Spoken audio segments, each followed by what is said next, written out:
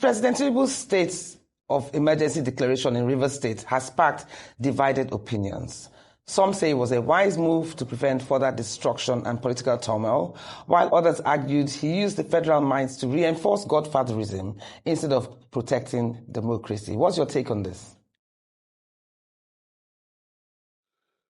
Well, President Tinubu just did what godfathers are known for, taking absolute control of the space whenever they are granted the opportunity to do so. But he's not just doing it as a godfather, he's abusing his position as the president of the Federal Republic of Nigeria.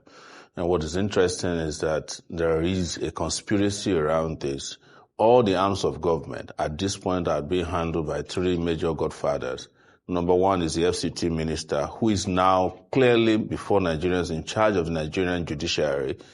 The Senate president, who also is clearly in charge of the legislative arm, and President Tinubu, who has brought in the executive. These three conspirators were both former governors, senators, and some of the people that I have described as having risen through the ranks of impunity and made it to the top. That's why Nigeria is in trouble with what they did. Don't forget, this same President Tinubu, when he was Lagos State governor, promised the president of Nigeria then that if he declared a state of emergency in Lagos, that would be the end of democracy.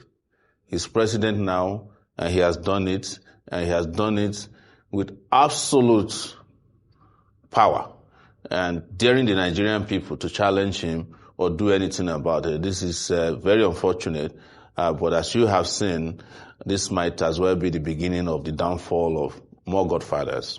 Yeah. So many compare Tinubu's control over Lagos to Wike's grip on rivers. Does Wike aspire to replicate Tinubu's model of political dominance? What are the differences in their influence? There are no differences in their interests. What you must understand is, as a follow-up to how I stated this earlier about the three major gladiators now in the country, as in Akpabio in the Senate, Wike interested in taking over rivers, Tinubu being firmly in control of Lagos, is that these three individuals have been former governors of Nigeria's most lucrative states. I'm talking about Rivers, Lagos, and Akwa Ibom. And what they want to do, this is all about resources, and they want to hijack and control these states and control the entire country, silence everybody who might want to have a difference of opinion, and then just move on to consolidate their total control. In some cases, and you will see more of these, criminal control of the Nigerian political and social and economic space. This is referred to as state capture. That is what you are saying. But do you think that's the ultimate aim? About 3 weeks ago. Do you think that's the ultimate aim for most governors? He did it in Lagos. The speaker was... for most governors generally. The speaker was removed. Oh, sorry, finish your sentence before I throw in my question. So I'm not here to discuss what a governor prefers or not. I'm here to discuss what is unacceptable to the Nigerian people, to the Nigerian polity, and how people who are carrying out this impunity that we are discussing today should not be allowed to continue in their impunity against the democracy I fought for, and that the people of this country ought to be benefiting from. I'm not participating in their fight. Honestly, this is their own fight. We are supposed to leave them to destroy themselves. But they are not destroying themselves. They are destroying the country, because at the end of the day, what they are trying to do in Rivers is to get Rivers prepared in such a way that when they come back again, there will be no resistance.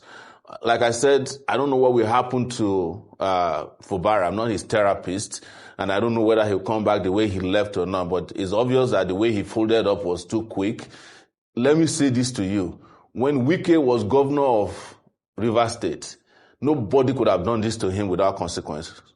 he would have shut down the whole place. Now Everybody knew that. When Tinubu was governor of Lagos, he would never have accepted a state of emergency in Lagos. So why is it that they think they can get away with this? It's a question we should be asking, and why they must be resisted to ensure they don't get away with this. Not a day longer than they have had it. Okay. So they don't read the mood of the public, apparently, but they will soon find out that this is not just one of the things that they can do and get away with.